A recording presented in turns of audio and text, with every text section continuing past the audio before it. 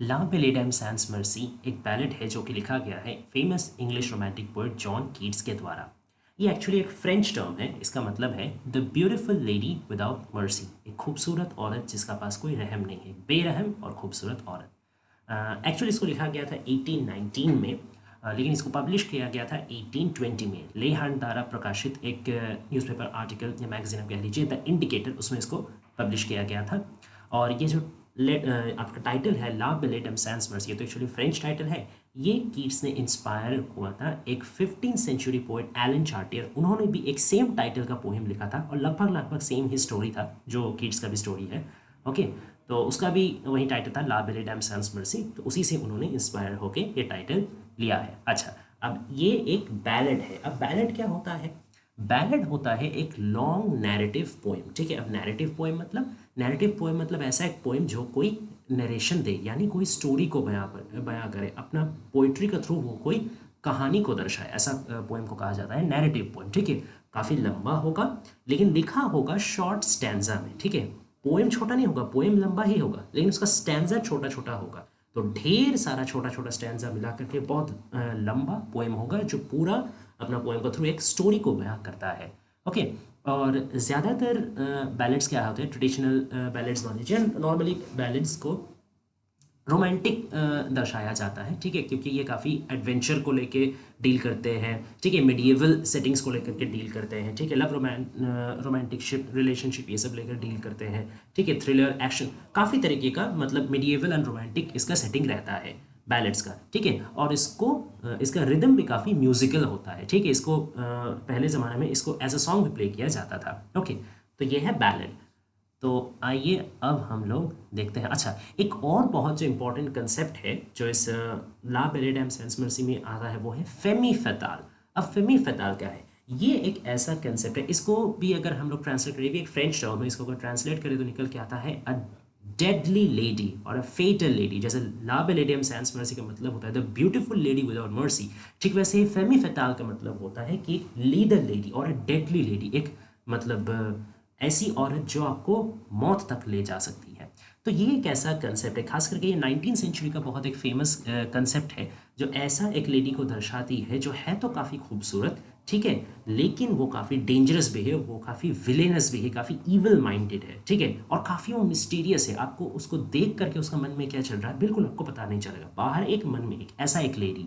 ठीक है, और ये लेडी काफ़ी सेक्सुअली भी अट्रैक्टिव होती है और अपना ये सेक्सुअल ब्यूटी को यूज़ करके वो अपना विक्टिम्स को, वो अपना शिकार को ट्रैप करती है और उससे फिर उसको मतलब मौत के घाट उतार देती है, या जो भी उसको टॉर्चर करना है या जो भी उसका पर्पज़ है वो कर लेती है। तो ये कंसेप्ट है फेमी फताल, जो अपना ब्यूटी, अपना सेक्सुअल पावर को यूज़ करके अपना काम हासिल करती है। ओके, तो ये ला बेलेडम सैंस मर्सी में भी ये फेमी फताल कंसेप्ट आपको यूज़ होता हुआ दिखेगा। ठीक है, अब आइए। अच्छा, ये जो फेमी फताल कंसेप्ट है ये आजकल का मॉडर्न ज़माने का जो वैम्प हम लोग बोलते हैं ना, खलनायिका वैम्प, जो हम लोग को थ्रिलर या एक्शन या हॉरर क्राइम स्टोरीज में दिखता है एक वैम्प, तो उसका समान आप इसको समझ सकते हैं। ओके, आइए अब हम लोग ये ला बेलेडम सैंस मर्सी इस पोएम को लाइन बाय लाइन एनालिसिस करेंगे और इसका जो भी हिडन थीम है, फॉर्म है, इमेजरी, सब कुछ को बढ़िया से एक्सप्लोर करेंगे। तो let's start.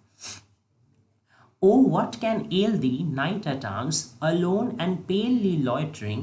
The sedge has withered from the lake, and no bird sing. अच्छा, अब देखिए, ओ व्हाट कैन एल दी, तुम, अच्छा, ओ यहाँ पे एक तरीके का एक एड्रेस होता है। ठीक है, ये बहुत इमोशनली, आप बहुत मतलब एम्फैटिकली या इमोशनली किसी को एड्रेस कर रहे हैं, किसी को पुकार रहे हैं। Okay, O what can L, L मतलब होता है पेन, सफ़र, दर्द करना। अच्छा, दी एक ओल्ड इंग्लिश टर्म है। अच्छा, क्योंकि ये पूरा सेटिंग ही, जैसे मैंने बोला, बैलेड जनरली मिडिएवल और रोमांटिक सेटिंग होता है, तो ये किड्स का लिखा हुआ ये बैलेड भी एक मिडिएवल सेटिंग में है। या इसका मेन जो स्टोरी है वो है एक नाइट, एक मिडिएवल नाइट, एक ला बेलेडम सैंस मर्सी, यानी एक वैसे ही बेरहम और खूबसूरत जो लड़की है, उसका, इस लड़की को यहाँ पे एक सुपर नेचुरल एंगल दिया गया है, उसको सुपर नेचुरल बीइंग कहा गया है। मतलब वो नॉर्मल इंसान नहीं है, वो कोई स्पिरिट है। ठीक है, वो कोई फेरी है, वो कोई सुपर नेचुरल पावर वाला एक ऐसी औरत है जो अपने खूबसूरती के सहारे मतलब अपने लवर्स को, अपने मतलब कोई मेल इंसान को ट्रैप कर सकती है, उसको मैजिक कर सकती है, उसको एन्चैंट कर सकती है, उसको स्पेल बाउंड कर सकती है और फिर अपने गिरफ्त में ले लेती है। ठीक है, तो यही है इसका कहानी। तो ऐसे ही हम लोग ये जो अभी जो स्पीकर, पोइम का जो स्पीकर है, वो एक्चुअली एक नाइट से बात कर रहे हैं। कौन नाइट? ऐसा नाइट जो उस औरत का, वो ला बेलेडम सैंस मर्सी का चंगुल में फंसी है, उसका खूबसूरती से मोहित होकर के उसका प्यार में पड़ गई थी, लेकिन फिर उसने अपना काला जादू, अपना ब्लैक मैजिक, अपना स्पेल चला करके नाइट को, बेचारा उसको एकदम हैगर्ड बना दिया, एकदम वीक बना दिया, एकदम मरता हुआ छोड़ दिया। तो वैसा ही नाइट के साथ हम लोग का पोइम का जो स्पीकर है उनका मुलाकात हो गया है, और ये एक तरीके का एक ड्रामेटिक पैटर्न है, एक डायलॉग पैटर्न है। वो स्पीकर नाइट को देख रहे हैं, वो नाइट से बातचीत कर रहे हैं और नाइट उसको अपना पूरा स्टोरी बताता है। यही है पोएम। यहीं से हम लोग को स्टोरी, पोएम का जो नैरेटिव है वो पता चलता है। ओके, आइए समझते हैं।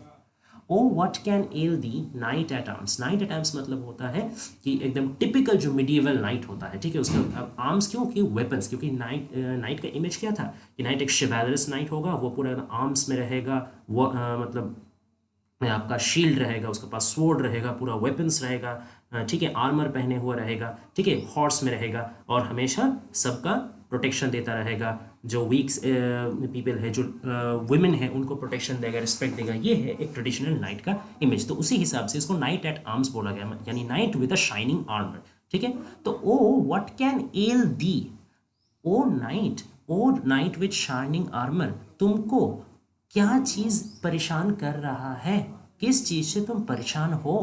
अलोन एंड पेलली लॉइटरिंग, अकेले क्यों हो। पेल, पेल यानी कि एकदम बहुत ही डिसकलर्ड, बहुत ही वीक, ठीक है, बहुत ही डिजेक्टेड, एकदम हताश, निराश, ठीक है, बहुत ही वीक हो जाना, इसको कहता है पेल।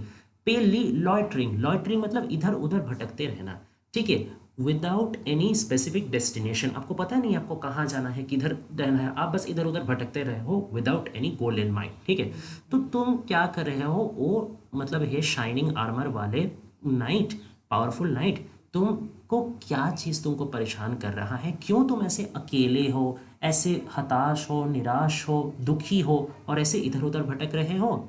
द सेज has withered from the lake and no bird sing. सेज मतलब एक आपका ग्रेसी प्लांट होता है, जनरली वाटर प्लांट होता है, ठीक है, जो जनरली आपका वाटर बॉडीज, पॉन्ड हो, लेक हो, रिवर हो, उसमें देखने को मिलता है। ठीक है, एक्वाटिक आपका ग्रेसी प्लांट, घास फूस जैसा। अब वो क्या हुआ है ना, वो विदर कर चुका है। विदर मतलब ड्राई अप, ओके, मतलब वो सूख गया हो, मिट गया है।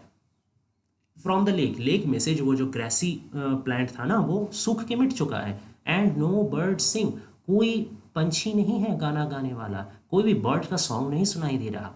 इसका मतलब क्या है, ये एक तरीके से विंटर सीजन का अपकमिंग को दर्शा रहा है, क्योंकि हम लोग समझ सक रहे हैं कि जो लेक से ये जो ग्रेसी प्लांट का गायब हो जाना, धीरे धीरे सूख जाना, ठीक है, फिर जो कोई भी बर्ड सिंग नहीं कर रहे हैं, ये क्या दर्शाता है कि आपका विंटर आ रहा है। मतलब जो अभी जो सीजन का बात किया जा रही है, ये लेट ऑटम है, ठीक है, ऑटम पार कर रहा और विंटर अभी आ रहा है, तो it's now let autumn, okay, and it's advancing towards winter.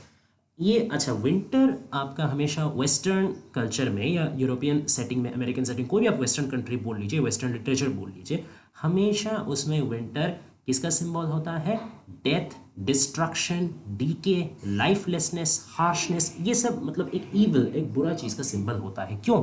क्योंकि वेस्टर्न कंट्री का जो विंटर होता है ना, वो सचमुच काफ़ी हार्श होता है। ठीक है, हम लोग का विंटर के साथ हम लोग उसका तुलना नहीं कर सकते, क्योंकि वहाँ का विंटर में एकदम सारा तरीके का जो काम काज है वो रुक जाता है, एकदम बहुत भारी अमाउंट में आपका तापमान गिरता है, स्नोफॉल होता है, मतलब एकदम फ्रीजिंग टेम्परेचर चलता है, लेक सारा जम के बर्फ़ हो जाता है, सारा आपका एक्टिविटी रुक जाता है, ठीक है, सारा लाइफ आपका एकदम नष्ट हो जाता है। ठीक है, तो जैसा लगता है कि पूरा दुनिया थम गया है। तो इसलिए विंटर सीजन को ना हमेशा एडवर्सिटी, मतलब मैं इंग्लिश पर्सपेक्टिव या वेस्टर्न पर्सपेक्टिव से बता रहा हूँ, विंटर सीजन को हमेशा डेथ, डिस्ट्रक्शन, डीके, लाइफलेसनेस, ये सब चीज़ों के साथ तुलना किया जाता है, और यहाँ भी वही तुलना किया जा रहा है। इसीलिए देखिए, सेज भी विदर्ड हो गया। सेज भी क्या है, एक ग्रेसी प्लांट, तो वो भी तो एक लाइफ का फॉर्म है ना। तो जिंदगी एक तरीके से उजड़ जा रहा है, डेथ करीब आ रहा है, डिस्ट्रक्शन करीब आ रहा है। नो बर्ड सिंग, अब बर्ड्स का सिंग करना, गाना क्या है, एक तरीके से खुशी का माहौल है ना, एक तरीके से हैप्पीनेस, एंजॉयमेंट को सिंबलाइज करता है। तो जितना भी एन्जॉयमेंट है, जितना भी हैप्पीनेस है, वो ज़िंदगी से चला गया है। जितना भी लिवलीनेस है, जितना भी आपका मतलब जिंदा दिलीपना है, वो ज़िंदगी से जा चुका है। अब बस डिस्ट्रक्शन पड़ा हुआ है, अब बस डेथ पड़ा है, बस मौत का इंतज़ार हो रहा है। तो ना कि ये सिर्फ नेचर का लाइफलेसनेस को दर्शा रहा, बल्कि ये जो नाइट है, बेचारा अकेला नाइट, वीक नाइट, निराश हताश नाइट जो अकेला घूम रहा है, उसका ज़िंदगी का भी जो मतलब खुशी उजड़ गया है, मौत का वो इंतज़ार कर रहा है, कुछ उसका लाइफ में बचा नहीं है, इसको भी दर्शा रहा है।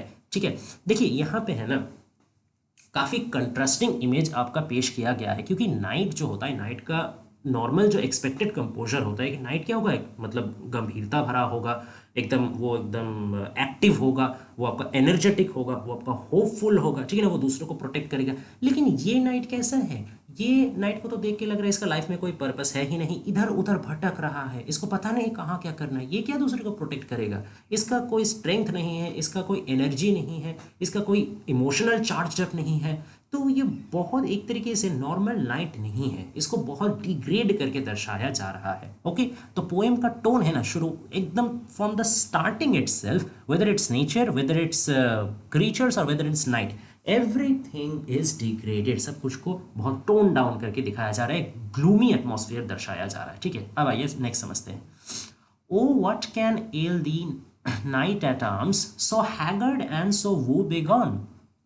फिर से देखिए, फर्स्ट लाइन को रिपीट किया जा रहा है। ओ प्यारे नाइट, मतलब नाइट विथ शाइनिंग आर्मर, कौन चीज़ तुमको परेशान कर रहा है, किससे तुम इतना तकलीफ में हो। सो हैगर्ड, हैगर्ड मतलब है फिजिकली वीक, ठीक है, इतना तुम मतलब वीक हो गए हो।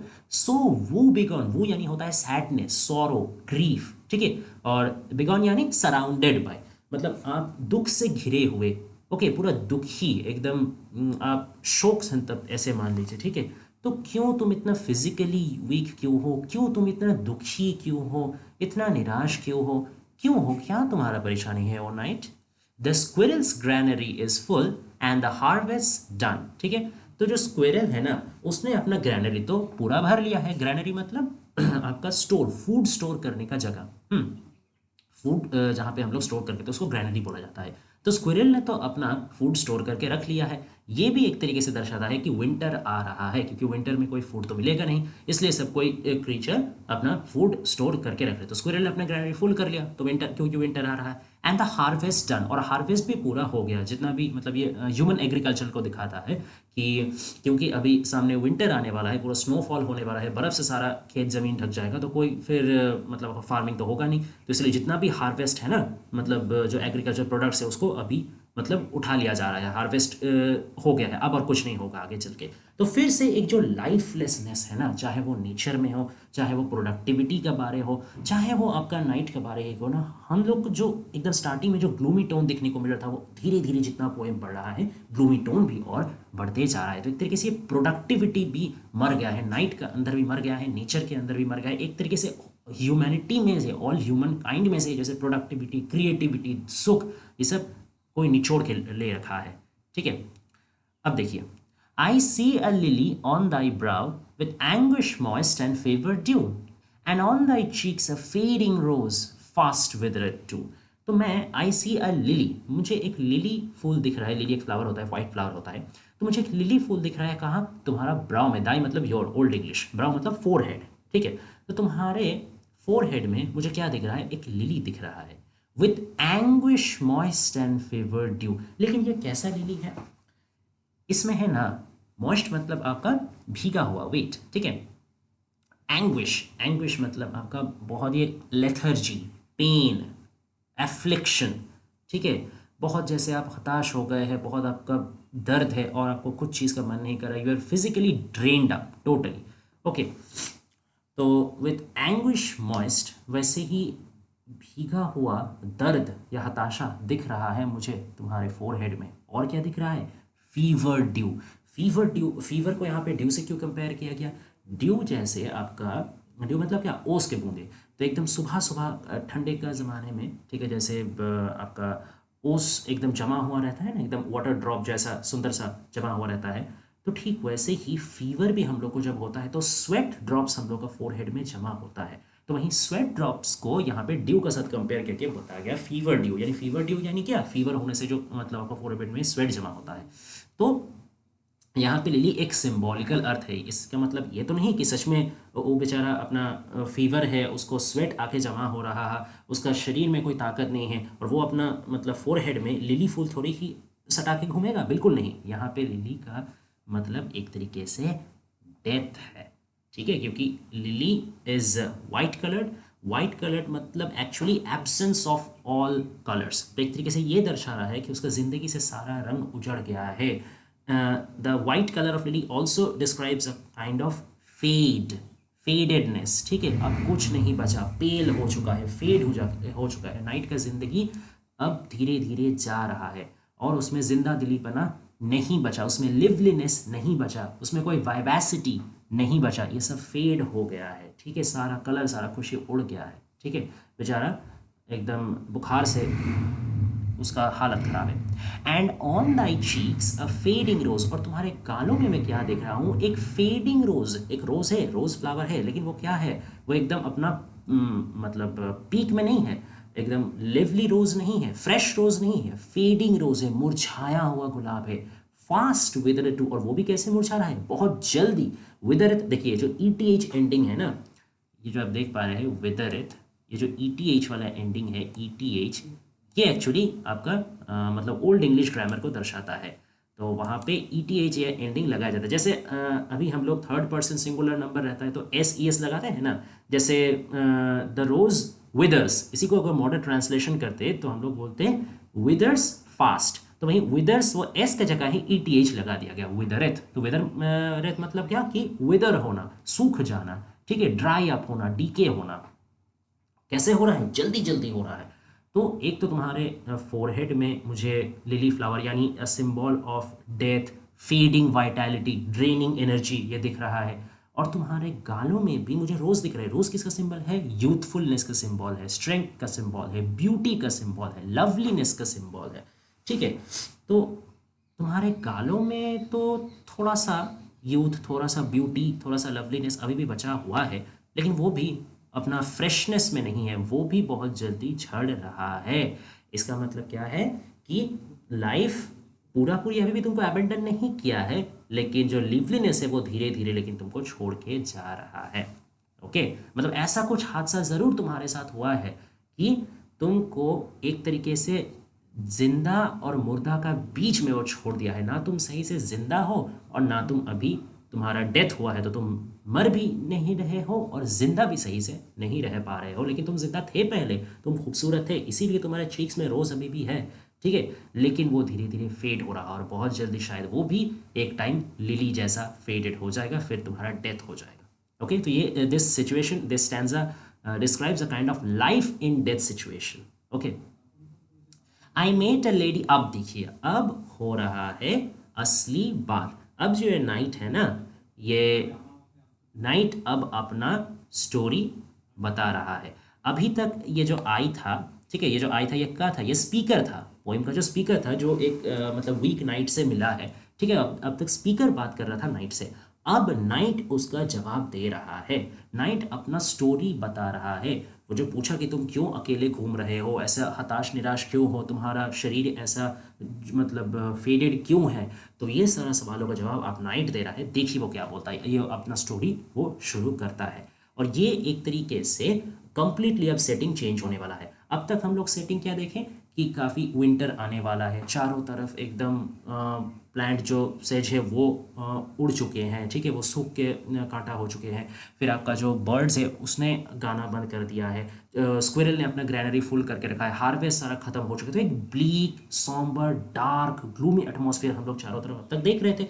विंटर का आने वजह से डेथ था, डिस्ट्रक्शन था, सब कुछ था, कोई ब्यूटी नहीं था, है ना, होपलेस सिचुएशन था। अब देखिए अब अचानक से जो सेटिंग है ना वो भी ट्रांसफर होगा, और जो पोएट्री का मूड है वो भी अचानक से हैप्पी हो जाएगा, ठीक है, क्योंकि अब शुरू होने वाला है एक इमेजिनरी फेरी टेल, ठीक है। ये एक्चुअली रियलिटी और इमेजिनेशन का मिक्सचर को भी दर्शाता है। पोएम का आगे जब हम लोग पोएम का एंड तक आएंगे तब इस चीज़ को आप बहुत अच्छे से समझ सकेंगे। तो चलिए अभी फिलहाल देखते हैं। ये नाइट बता रहा है, okay, I met a lady in the meads, meads यानी एक्चुअली मिडो, मिडो यानी कि ग्रास लैंड, ठीक है, ग्रास लैंड। तो मैंने एक लेडी से मेरी मुलाकात हुई ग्रासलैंड में, ठीक है।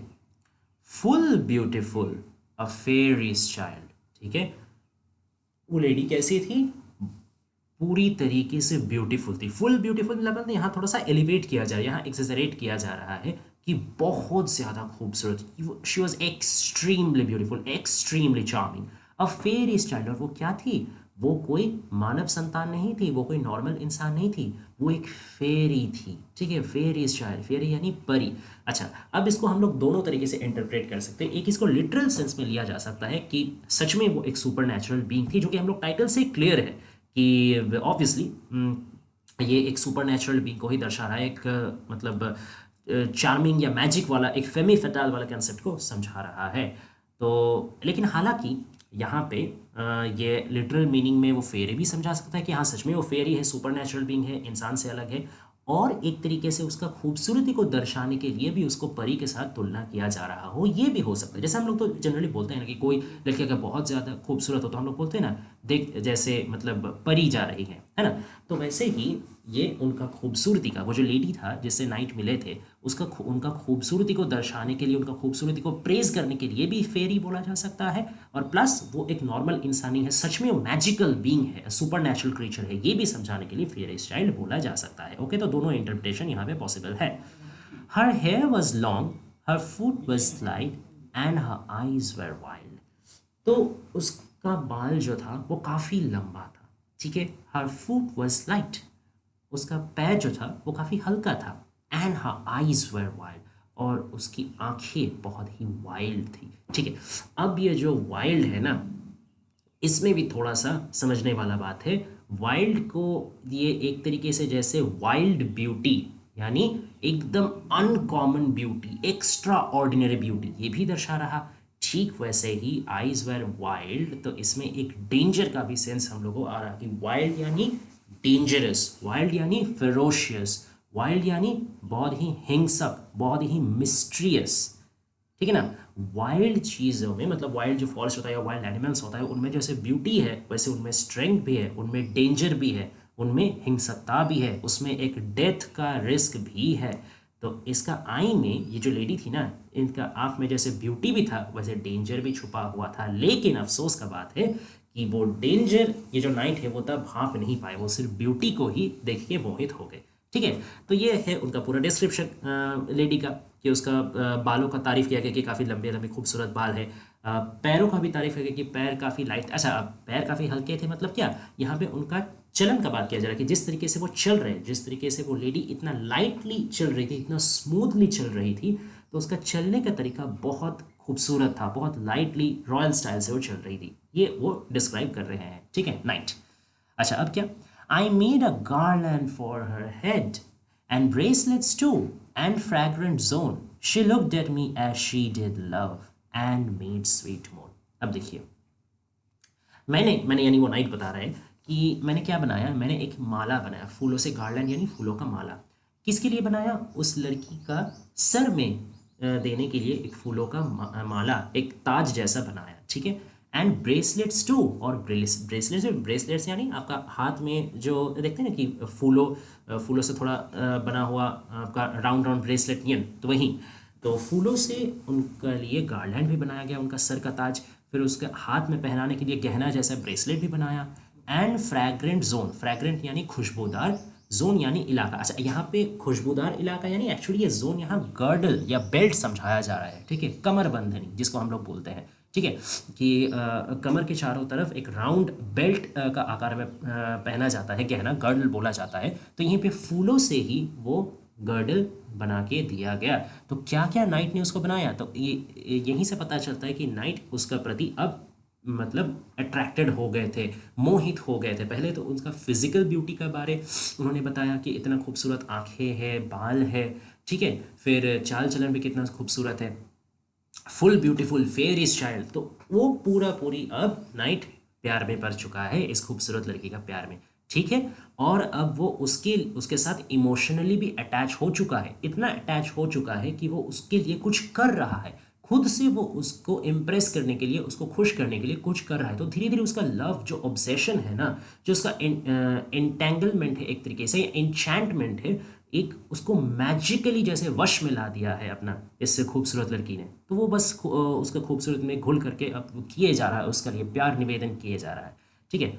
She looked at me as she did love, वो मेरी तरफ देखी कैसे, ठीक ऐसे जैसे वो मुझे प्यार कर रही हो, प्यार भरा निगाहों से मेरी तरफ देखी। और मैं क्या, मैं तो ऑलरेडी उसका प्यार में पागल था, मैं तो ऑलरेडी उससे मोहित था। अब वो जब मेरी तरफ प्यार से देखी तो बस मेरा तो हो गया, I like fail head over hills in love with her. Okay. And made sweet मोन, मोन यानी कि हल्का साउंड, ठीक है, और स्वीट बहुत ही उसने प्यारी प्यारी हल्का से आवाज़ निकालना शुरू किया। ठीक है। अब स्वीट मोन का यहाँ पे दो अर्थ हो सकता है। एक अर्थ हो सकता है कि he said, sorry, she said some loving words, बहुत प्यार भरी कुछ हल्की हल्की प्यार भरी मीठी मीठी बातें की, तो वो भी हो सकता है स्वीट मून। और इसका एक सेक्सुअल कॉनोटेशन भी आ सकता है कि दोनों में सेक्सुअल यूनियन हुआ और उसी का चलते जो स्वीट मून, जो सेक्सुअल मून है वो हुआ। तो यहाँ पे एक तरीके से एक लस्टफुल और फिजिकल रिलेशनशिप को भी कहीं ना कहीं मतलब इंडिकेट किया जा रहा है। Okay. I see her on my pacing steed, मैंने देखा उसको, उस लड़की को मेरा पेसिंग स्टीड में, पेसिंग मतलब स्पीडिंग एंड स्टीड यानी मतलब यहाँ हॉर्स, क्योंकि जाहिर सी बात है नाइट, ट्रेडिशनल नाइट हमेशा हॉर्स में चढ़े हुए रहते हैं, तो ये तो हम लोग का ये जो पोएम का नाइट है वो भी हॉर्स में चढ़े हुए थे। अब क्या देखें, नाइट क्या देखें कि मेरा हॉर्स में, नाइट का हॉर्स में कौन बैठा हुआ है, बैठा हुआ है आपका वो खूबसूरत लड़की। ठीक है।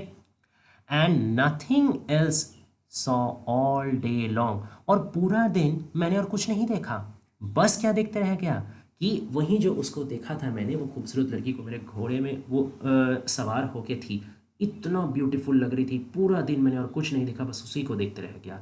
For sidelong would she bend and sing a faery song, क्योंकि साइड लॉन्ग मतलब एक साइड से, एक साइड से वो झुकी मुड़ी, बेंड झुक करके वो क्या गा रही थी, सिंग अ फेरी सॉन्ग, एक परी वाला संगीत वो गा रही थी। देखिए फिर से फेरी वर्ड का प्रयोग किया गया है यहाँ भी सेम दो मीनिंग है। एक हो सकता है कि उसका जो सॉन्ग था इतना ब्यूटीफुल, इतना स्वीट था कि वो कोई नॉर्मल इंसान का तो हो ही नहीं सकता, तो एक ये एग्जैजरेशन, ये बहुत ज़्यादा ब्यूटीफुल और स्वीट और मेलोडियस था।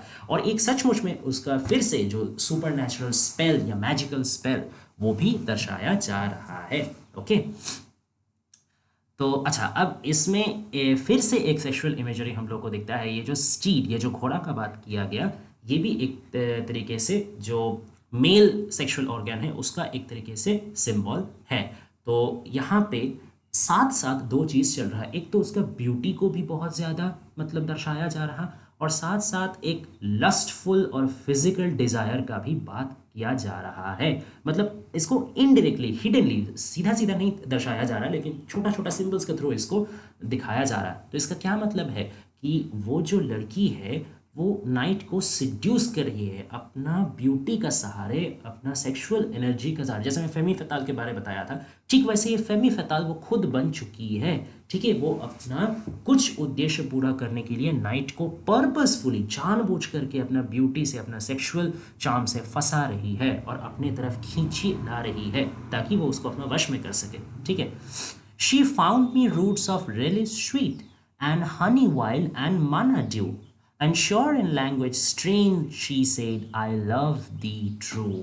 अब देखिए आप, और ये जो ऑब्सेशन है धीरे, देखिए हर स्टैंजा जैसे आगे बढ़ता जा रहा, जो नाइट का जो ऑब्सेशन है ना वो खूबसूरत लड़की के लिए, वो धीरे धीरे बढ़ता जा रहा, बढ़ता जा रहा। और इस मतलब इस स्टैंजा में तो इस हद तक बढ़ गया कि वो उसका मतलब अपना जो खाना पीना है, रहना है, वो भी उस नाइट ने उस लड़की के हवाले कर दिया। एक तरीके से अपना पूरा सस्टेनेंस जो है, अपना पूरा लाइफ का जो बेसिक फंडामेंटल है वो भी उसने लड़की के हवाले कर दिया, अपना पूरा ज़िंदगी ही उसको सौंप दिया, पूरा उसके ऊपर ही डिपेंडेंट हो गए और उसका हिसाब से उसका कंट्रोल में पूरा खुद को कर दिया।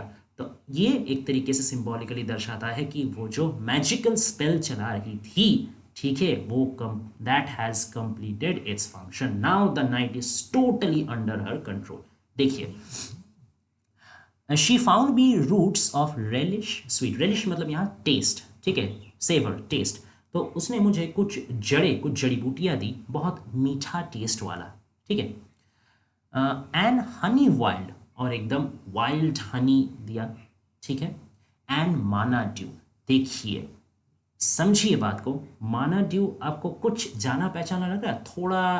कुछ स्टैंजा पहले हम लोग एक फीवर ड्यू के बारे सुने थे ना, जो लिली, उस मतलब स्पीकर ने जो आपका ये वीक नाइट का फोरहेड में एक लिली ड्यू देखा था, सॉरी लिली ड्यू नहीं, लिली फ्लावर और फीवर ड्यू दिखा था। तो तब वो ड्यू किसको रिप्रेजेंट कर रहा था? फीवर को, यानी नाइट का फिजिकल डीके को, फिजिकल डिस्ट्रक्शन को। और यहाँ फिर से माना ड्यू, हालांकि माना का एक दूसरा एल्यूजन है, माना एक्चुअली एक बहुत ही सेक्रेट चीज़ है, ठीक है। ये एक गॉड सेंड फूड है। ये आपका एक बिब्लिकल मिथ है। जब एक्सोडस हो रहा था, एक्सोडस यानी मास एक्सकवेशन, आपका इजराइलाइट्स जो लोग थे उनको जब प्रॉफिट मोसेस उनको लेकर के जा रहे थे इजिप्ट से बाहर, उनका मतलब वो एक्सोडस हो रहा था, लेके जा रहे थे सब कोई लोग को, तब बेचारे उन लोग के पास मतलब खाने पीने का सामान नहीं था, ठीक है। वो लोग कैसे भी भाग करके जान बचा के मोसेस के नेतृत्व में निकल रहे थे इजिप्ट से बाहर इजराइल्स लोग। तब गॉड ने उनका लिए एक फूड मतलब भेजा था, एक खाना भेजा था, उसको एक तरीके से पैराडाइज फूड या हेवनली फूड बोला जा सकता है, उसी का नाम है माना। और ये माना भी है ना ड्यू जैसा ही था, ठीक है, क्योंकि ये आपका स्टोर करके नहीं रखा जा सकता था। इस ये बस एक certain time of the day था जहाँ पे ऊपर से आपका हेवन से, आसमान से स्नोफ्लेक, बहुत छोटा छोटा महीन स्नोफ्लेक नियन ये जो माना है वो बरसता था। और उसको तभी मतलब उसको खा लेना पड़ता था, उसको आप मतलब स्टोर नहीं कर सकते थे। स्टोर कर के रखते एक दो दिन के लिए तो बस वो मतलब पिघल के नष्ट हो जाता था, ठीक है। तो इसीलिए एक तरीके से माना को ड्यू के साथ कंपेयर किया गया है, because due is also impermanent, ठीक है। थोड़ा देर बाद वो भी मतलब इवेपोरेट हो जाता है, माना भी मतलब वो स्टोर करके नहीं रखा जा सकता, इसलिए तो एक तरीके से इसमें एक आप देखिए डिवाइन एक लॉजिक है, यह एक डिवाइन एसोसिएशन है कि गॉड सेंड फूड। और दूसरा ही तरफ इसको किस चीज़ के साथ तुलना किया जा रहा है? इसको फीवर ड्यू के साथ एक तरीके से माना ड्यू का सिमिलैरिटी है। तो गॉड, एक गॉडली इमेज को, एक डिवाइन इमेज को, एक स्पिरिचुअल या लाइफ गिविंग इमेज को यहाँ किस चीज़ के साथ जोड़ा जा रहा है? एक लाइफ थ्रेटनिंग इमेज के साथ, एक लाइफ डिस्ट्रक्टिंग चीज़ के साथ, ठीक है। तो ये बहुत स्ट्रॉन्ग इमेजरी है, एक स्ट्रॉन्ग सिंबल है जो कीट्स ने यूज़ किया है, माना ड्यू। तो इससे क्या समझ में आता है कि एक्चुअली ये जो खूबसूरत लड़की ये नाइट को खिला रही है, ये जो हनी वाइल्ड उसको दे रही है खाने के लिए, ये जो रूट्स दे रही है, स्वीट रूट्स दे रही है, और ये जो माना ड्यू दे रही है, ये क्या सच में उसका फिजिकल वेलबींग के लिए? क्या ये सच में उसका हेल्थ को इम्प्रूव करेगा, उसको भूख को मिटाएगा, उसको और स्ट्रांग बनाएगा? या फिर ये उसका कुछ मैजिकल वेपन्स है नाइट्स का लाइफ को एक्चुअली डिस्ट्रॉय करने के लिए, नाइट का लाइफ को एक्चुअली डेथ में तब्दील करने के लिए? ये क्या सच में खाना है, या क्या सच में हेवनली फूड है, या एक पॉइजन है? ये कॉनोटेशन, ये हिडन कॉनोटेशन यहाँ पे है कि एक्चुअली खाने का नाम पे उसको पॉइजन सर्व किया गया, मतलब सचमुच का पॉइजन नहीं, मतलब एक पॉइजन जैसा चीज़ जो उसको लाइफ को थ्रेटन कर दे, उसका फिजिकल वेलबींग को, मेंटल वेलबींग को तबाह, डिस्ट्रक्शन करके रख दे। Okay, and sure in language strange she said I love thee true.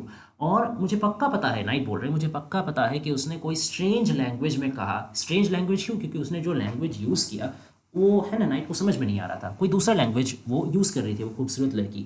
लेकिन नाइट को लगा, उनको पक्का लगा कि मुझे समझ तो नहीं आ रहा वो क्या लैंग्वेज बोल रही है, लेकिन ज़रूर वो आई लव दी ट्रू यही बोल रही होगी। दी मतलब यू, मतलब मैं तुम्हें सच्चा प्यार करता हूँ। अब देखिए ये कैसा थोड़ा सा पैराडॉक्सिकल नहीं हो गया कि नाइट को समझ में तो नहीं आया कि लैंग्वेज में वो, मतलब उसका लैंग्वेज ही समझ में नहीं आया, तो नाइट इतना श्योर कैसे हो सकते हैं? इतना श्योर वो कैसे हो सकते हैं कि उसने जो कहा था उसका मतलब मैं तुम्हें सच्चा प्यार कर रहा हूँ यही हो सकता है? ये भी तो हो सकता है कि वो अपना कोई मंत्र पढ़ रहा था, कोई अपना वो स्पेल उच्चारण कर रहा था अपना अजीबोगरीब लैंग्वेज से, जिसका चलते नाइट का पूरी जो भी मतलब आखिरी बचने का रास्ता है वो ख़त्म हो जाए और पूरा उसका वश में आ जाए। ये भी तो हो सकता है। लेकिन देखिए यही तो प्रॉब्लम है, नाइट उसका प्यार में इतना खो गए हैं, इतना ऑब्सेस्ड हो गए हैं कि अब उनको उनका सामने का कोई भी चीज़ दिख नहीं रहा। मतलब उसको अगर कोई नेगेटिव चीज़, उस लड़की के बारे कुछ नेगेटिव चीज़ पता चल भी रहा, उनका आपका सामने है भी, तो भी वो उसको इग्नोर कर दे रहे हैं। कोई अगर गलत चीज़, कोई अगर अजीब चीज़ है भी, उसको भी वो इग्नोर कर दे, उसको वो किस चीज़ में तब्दील कर दे? अच्छा चीज़ में तब्दील कर दे रहे। हो सकता है कि वो उसका बारे कुछ मंत्र पढ़ के उसको वश करना चाह रही थी, लेकिन उसी को नाइट ने क्या सोच लिया कि नहीं, ये तो आई लव यू बोल रही है, ये तो मुझे प्यार, मैं तुम्हें प्यार करती हूँ ये बोल रही है। क्यों? क्योंकि उनका आंख में पट्टी पड़ चुका है। ये एक तरीके से एक रियल लाइफ डेंजर को भी सिंबलाइज करता है कि अगर कोई बहुत पैशनेट और बहुत स्ट्रॉन्ग ऑब्सेसिव लव में चल जाए ना, तो वो लव उसके लिए डेंजर भी बन के आ सकता है। क्यों डेंजर बन के आ सकता है? पहला बात है कि ये इस तरीके का जो ऑब्सेसिव लव होता है, जैसे ही वो लव का जो सोर्स है, ठीक है, मतलब जो अगर कोई लड़की के साथ भी कोई रोमांटिक रिलेशनशिप हो या कोई आपका कोई चीज़ के पीछे भी अगर आपको ऑब्सेसिव लव हो जाए ना, कोई चीज़ के साथ भी, तो भी वो जैसे ही वो सोर्स ऑफ आपका ऑब्सेशन, चाहे वो लड़की हो चाहे वो कोई और चीज़ हो, वो जो भी हो, जैसे ही वो चल जाएगा, जैसे ही वो डिसअपियर हो जाएगा, तो आपका जो पूरा ज़िंदगी उसका सेंटर में चल रहा था ना, आपका ज़िंदगी रुक जाएगा। यही हुआ है नाइट के साथ। इसीलिए उसका लाइफ फोर्स ड्रेन्ड हो गया है, इसीलिए वो हताश है, वो निराश है, उसका ज़िंदगी का मकसद ही गुम हो गया है। तो ये एक तरीके से कीट्स वार्निंग दे रहे हैं कि ऑब्सेसिव लव का डेंजर को समझो, ऑब्सेसिव लव में मत पड़ो। ठीक है। शी टुक मी, अब देखिए, she took me to her elfin grot and there she wept and sighed full sore and there I shut her wild wild eyes with kisses four. तो वो मुझे कहाँ ले गई? She took me to her elfin grot. अब elfin मतलब क्या होता है? Elfin means like an elf, elf यानी फेरी, फेरी लाइक, ठीक है। तो वो मुझे एक अपना परियों वाला ग्रॉट, ग्रॉट यानी ग्रोटो, GROTTO, ग्रोटो यानी केव, ठीक है, गुफा में। तो वो मुझे अपना एक परियों वाला गुफा में ले गई। तो एक्चुअली क्या सच में परियों वाला गुफा? ये भी हो सकता है कि शायद वो कोई नॉर्मल, अच्छा इसका भी मतलब दोनों कॉनोटेशन है, दो इंटरप्रिटेशन है। एक है सचमुच में ये समझा सकता है कि वो एक सुपरनैचुरल केव है उसका, एक उसका मतलब जादुई कोई जगह है रखने का, जहाँ वो सब अपना विक्टिम को लेकर जाके रखती है और उसमें वश करती है। ये भी हो सकता है। और प्लस एक ये भी अर्थ निकल सकता है कि वो कुछ वैसा अलग सुपरनैचुरल चीज़ नहीं है, वो बस नॉर्मल ही एक केव, लेकिन क्योंकि नाइट अभी प्यार में अंधे हो चुके हैं, ऑब्सेस्ड हो चुके हैं, इसीलिए उनको वो भी सारा चीज़, उनका पूरा दुनिया ही अब वो लड़की बन चुकी है। सब चीज़ उनको अब लड़की तो उनको फेरी दिख रही है, इसलिए दुनिया का सारा चीज़, नेचर का सारा चीज़ ही में उनको उनका परी दिख रही है, उनको उनका खूबसूरत मतलब जो प्यार है, बिलवेड है, वो लड़की दिख रही है। His world has been condensed to that one and only beautiful girl who has enchanted him. Okay? And there she wept and sighed full sore. और वहाँ पे ले जाके वो जो अपना एल्फिन ग्रॉट थी, वो जो परियों वाला गुफा थी, वहाँ पे लेके जाके उसने क्या किया? उस लड़की ने क्या किया? उसने रोना शुरू कर दिया। एंड साइड, और मतलब लंबी लंबी आहें भरना शुरू कर दी। फुल सोर मतलब बहुत ही मतलब लंबा, long and intense and deep सांसें, आहें उसने भरना शुरू कर दी। अब ये साई का भी दो मतलब हो सकता है। एक हो सकता है कि ये वो कोई डिससेटिस्फैक्शन का साई ले रही हो। मतलब देखिए, जनरली हम लोग सांस मतलब लंबे सांस कब छोड़ते हैं? या तो कभी अगर हम लोगों को कोई रिग्रेट होता है, कोई अफसोस होता है, कोई दुख या कोई अफसोस की वजह से हम लोग साई कर सकते हैं, ठीक है। या फिर कोई मतलब अगर हम लोग कोई सेटिस्फैक्शन मिले, कोई रिलीफ मिले, तो भी हम लोग ये साई ले सकते हैं, तो भी हम लोग आहे भर सकते हैं।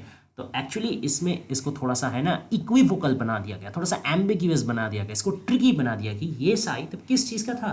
क्या ये सच में कोई डिससेटिस्फैक्शन का था? सच में क्या वो लड़की दुखी थी और इसीलिए सिंपैथी अट्रैक्शन करने का कोशिश कर रही थी नाइट का, इसीलिए वो साई ले रही थी? या फिर ये कोई प्लेजर का साइन था कि चलो आखिरकार मेरे शिकार, तुम तो मेरे गिरफ्त में आ ही गए? क्या वो वाला प्लेजर का साई था? या फिर ये वो लस्टफुल फिजिकल जो यूनियन है, जो सेक्सुअल मोर्निंग है, वो वाला आहे भरना था? तो काफ़ी सारा इसमें मीनिंग हो सकता है, ठीक है। And there I shut her wild wild eyes, और वहाँ मैंने, देखिए 2 बार वाइल्ड का प्रयोग किया गया है, ठीक है। इससे थोड़ा देर पहले जब स्टैंजा में था, मतलब जब उसका डिस्क्रिप्शन दे रहा था कि लॉन्ग हेयर, ठीक है, फिर आपका वाइल्ड आइज, देखिए तब एक ही बार वाइल्ड का प्रयोग किया गया। यहाँ लेकिन दो बार वाइल्ड का प्रयोग हो रहा है। इसका मतलब क्या? अब जो स्पीकर है ना, जो नाइट है, वो और ज़्यादा उसका काबू में आ चुके हैं, वश में आ चुके हैं। या तो उनका जो मतलब वाइल्डनेस है, जो डेंजर है, जो मिस्ट्री है, वो उनको दिखने लगा है, या फिर जो ब्यूटी है वही उनको और ज़्यादा घायल कर चुका है ब्यूटी से, वो एकदम उनका बुद्धि भ्रष्ट हो चुका है, कुछ उनको नज़र नहीं आ रहा, नाइट को कुछ नज़र नहीं आ रहा उसका, लड़की का आंखों का, लड़की का खूबसूरती का अलावा। लेकिन हम लोग रीडर, हम लोग समझ पा रहे हैं कि ये वाइल्ड सिर्फ खूबसूरती नहीं, ये एक मिस्ट्री और डेंजर का तरफ नाइट को धकेल दे रहा है। And there I shut her wild wild eyes with kisses four, फिर मैंने 4 बार किस किया उसका आंखों को बंद करने में, मतलब किस करके उसका आंखों को मैं बंद कर दिया। क्यों मैंने ऐसा किया? क्योंकि जाहिर सा बात है वो आहें भर रही थी, रो रही थी, तो मुझे देख के बहुत ख़राब लगा। मैं उसको कंसोल करना चाह रहा था। मैं मेरी बिलवेड को, जिससे मैं इतना प्यार करता हूँ, वो दुखी है, वो रो रहे हैं, मुझसे देख के सहन नहीं हो रहा, मेरा दिल दुख से फटा जा रहा था। तो इसलिए मैं अपने प्यार से, मैं उसको प्यार से मैंने किस किया और उसको कंसोल करने का कोशिश किया, मेरा प्यार दे करके, मेरा मोहब्बत से उसका दुख को मैंने ख़त्म करने का कोशिश किया। एंड देयर, अब जो स्टैंड आ रहा है इसी में जो नाइट है उसका काम तमाम। And there she lulled me asleep, lull मतलब लोरी पर के सुला देना, ठीक है, जैसे कोई मतलब काबू में करके, वश में करके, ठीक है, एकदम उसका सेंस को डीएक्टिवेट कर देना। लल यानी जब आप सोते हैं ना, देखिए जब भी आपको कोई लोरी सुना के सुलाता है तो क्या होता है, जैसे धीरे धीरे आपका जो अवेक मतलब सेंस है, कॉन्शियसनेस है, वो मिट जा रहा है, धीरे धीरे आपके ड्रीमी दुनिया में चल जा रहे हैं। ठीक वैसे ही उसको लोरी सुना करके सुला दिया। अब इसका मतलब क्या सच में बच्चों वाला लोरी नहीं, यहाँ पे वो अपना मैजिक चला करके जो नाइट का जो भी कुछ बचा कुचा कॉन्शियसनेस सेंस था उसको धीरे धीरे डिसमिस कर दिया। और अब नाइट का पूरा एक तरीके से कंट्रोल, नाइट अब बस उसका हाथ का एक पुतला बन के रह गया, ये जो सो गया। एंड देयर आई ड्रीम्ड, वो बिटाइड, और वहां मैंने सपना देखा, यही बेचारे का आखिरी सपना था। एंड देयर आई ड्रीम्ड, वो बिटाइड, वो बिटाइड का मतलब है कि सैडनेस अकर्स, ठीक है, सैडनेस हैपेंस, दुख ही दुख, और वो जो सपना वो मेरे लिए सिर्फ दुख ही लेकर के आया, ऐसा भयंकर सपना, ऐसा दर्दनाक सपना मैंने देखा। क्या ऐसा देखा? The latest dream I ever dreamed on the cold hill side, और यही सपना मेरा आखिरी सपना था जो मैंने कभी भी ज़िंदगी में देखा हो, यही कोल्ड हिल साइड में, ये ठंडा पहाड़ी वाला इलाका में। देखिए अब उनका डिसइल्यूशनमेंट हो रहा है। अब जो नाइट है वो धीरे धीरे वो अपने मोह से, अपने ये जो भ्रम से निकल रहे हैं। अब तक क्या था उनके लिए? अब तक ये उनके लिए केव नहीं था, एल्फिन ग्रॉट था, परियों का गुफा था। अब वो क्या हो गया? वही सेम जगह उनके लिए कोल्ड हिल साइड हो गया, बस एक ठंडा पहाड़ी इलाका। ठंडा मतलब यहाँ एक तरीके से this is showing an absence of warmth, an absence of love, an absence of emotion, ठीक है, एन एब्सेंस ऑफ होप। और हिल साइड, हिल क्या होता है? हिल हमेशा थोड़ा सा रूखा सूखा होता है। Hill is here symbolizing an absence of freshness, an absence of liveliness, an absence of life, यहाँ तक कि डेथ को भी ये सिंबलाइज कर रहा है। तो अब तक वो जो अपना ख्वाबों का दुनिया में थे, सपनों का ख्याली दुनिया में थे, जहाँ पे सब कुछ रंगीन था, परियों वाला था, मैजिकल था, कलरफुल था, बहुत ही हनी था, माना ड्यू था, फिर उनको प्यार में भरा हुआ था, वो किसेस भी किए, 4 किसेस भी किए। लेकिन उसका बाद वो जो ड्रीम देखे, और जो खतरनाक ड्रीम देखे, और फिर वही उनका आखिरी ड्रीम बन गया, और वही ड्रीम के बाद वो समझ गए कि ये सारा चीज़ सिर्फ और सिर्फ उनका एक भ्रम था। वो गलत समझे थे, वो जिसको सही सच्चा प्यार, जिसको रंगीन दुनिया समझे थे, वो सिर्फ और सिर्फ एक इल्यूशन था, उनको भटकाने का प्रयास था। वो अब ट्रैप हो चुके हैं, ठीक है। अब उन्होंने अपने ड्रीम में ऐसा देखा क्या? क्या ऐसा दर्दनाक चीज उन्होंने देखा जिससे उनका ये प्यार का भ्रम टूट गया? आइए देखते हैं। I saw pale kings and princes too, pale warriors, death pale were they all, they cried La Belle Dame sans mercy thee hath in thrall।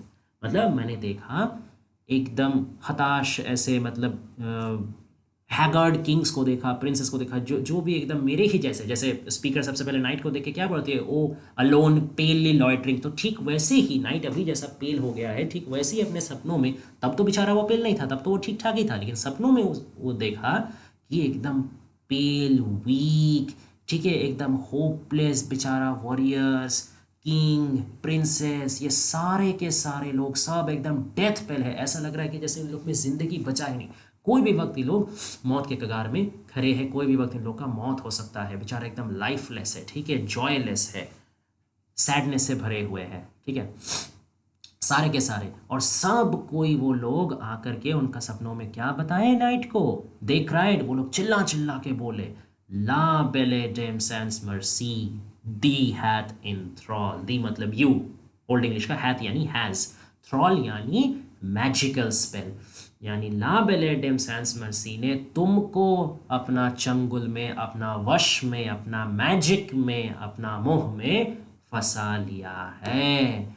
इससे क्या हम लोग को पता चलता है कि नाइट के सपनों में जो लोग आए थे ना, वो लोग भी ये ला बेलेडम सैंस मर्सी का ही पिछले शिकार थे।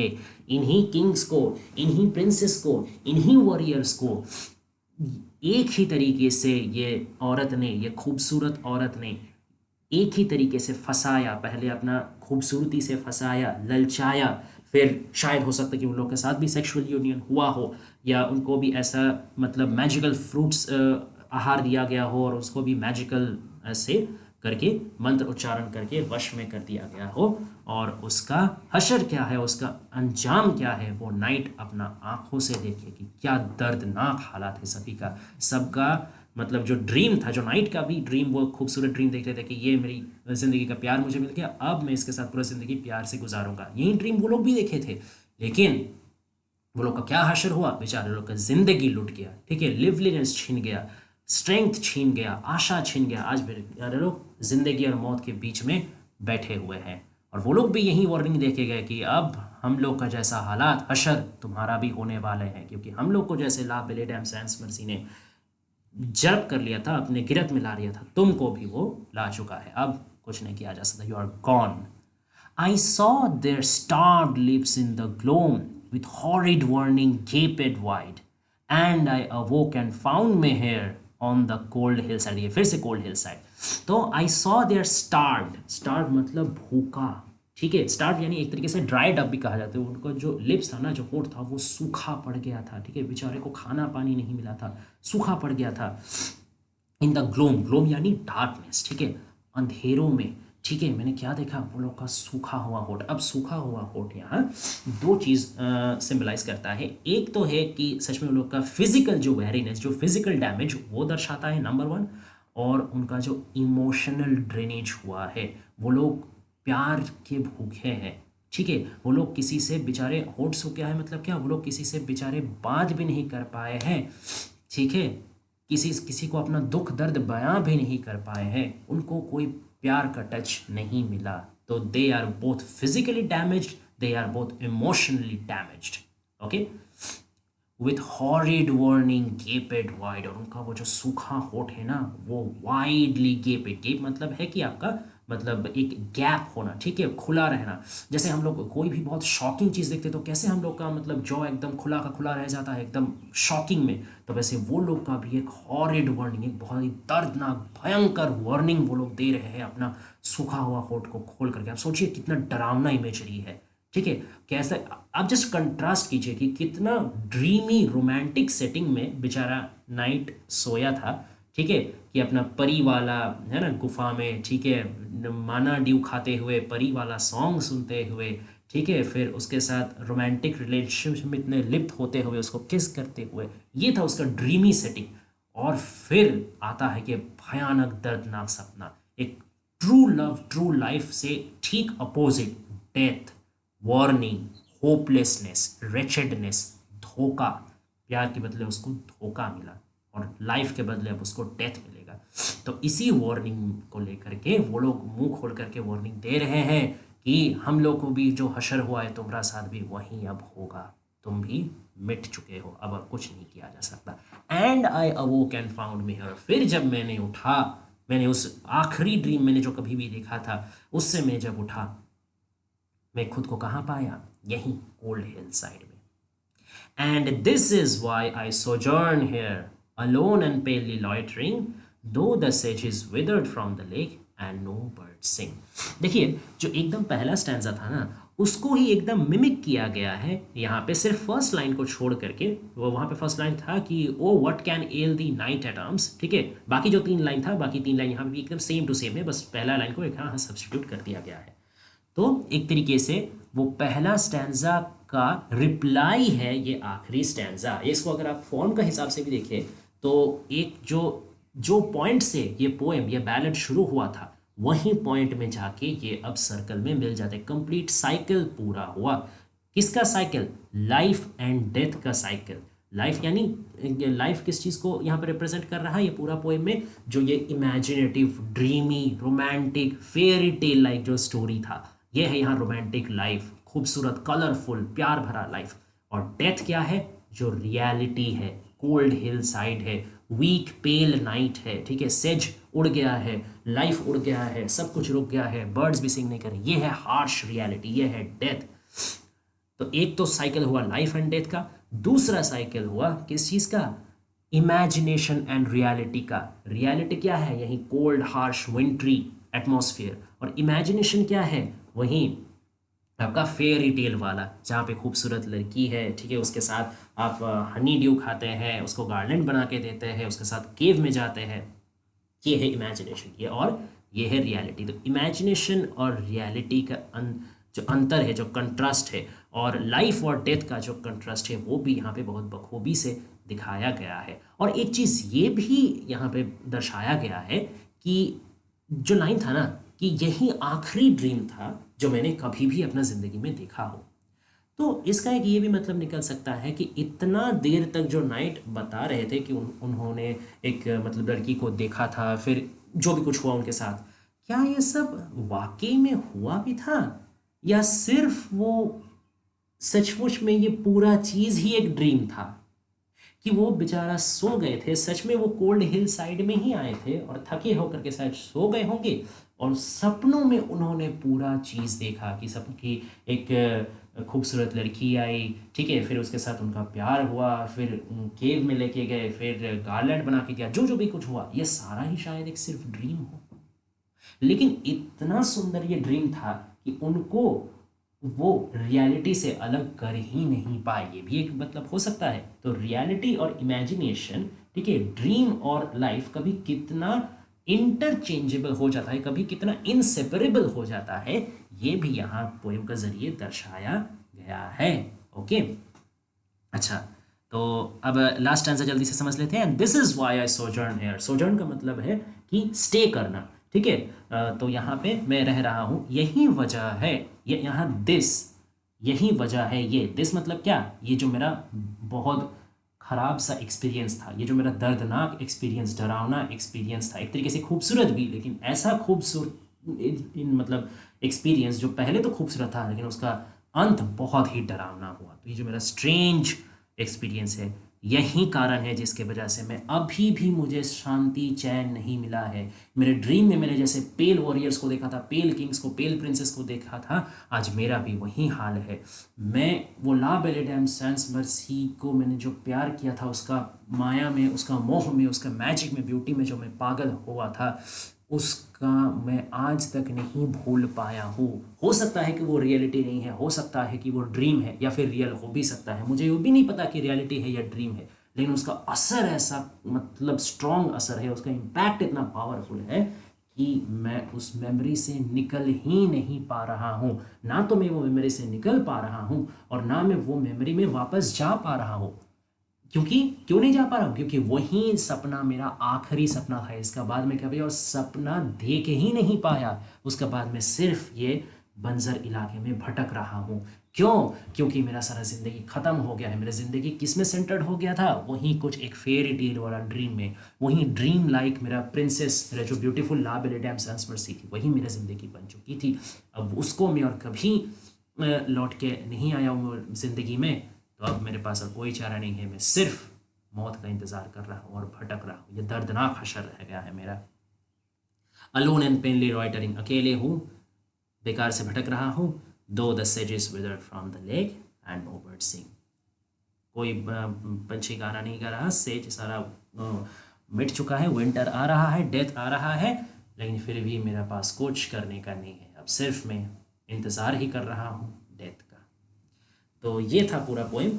आशा करते हैं आपको पसंद आया होगा। अगर वीडियो अच्छा लगे तो प्लीज़ लाइक शेयर और सब्सक्राइब कर लीजिएगा, और सब्सक्राइब करके नोटिफिकेशन बेल आइकॉन टर्न करना भूलिएगा नहीं, क्योंकि ऐसे ही और भी इंपॉर्टेंट वीडियोस आ रहा है आपके लिए। ठीक है, तो और प्लीज़ अगर आपको कोई टॉपिक में हेल्प चाहिए हो, कोई पोएम हो या कोई टेक्स्ट हो, कोई भी चीज़ में अगर आपको मतलब हेल्प चाहिए तो प्लीज़ उसको कमेंट डाउन कीजिए, हम लोग उसमें भी वीडियो बनाएंगे। Okay, so stay tuned guide, more important videos coming up. Thanks for watching.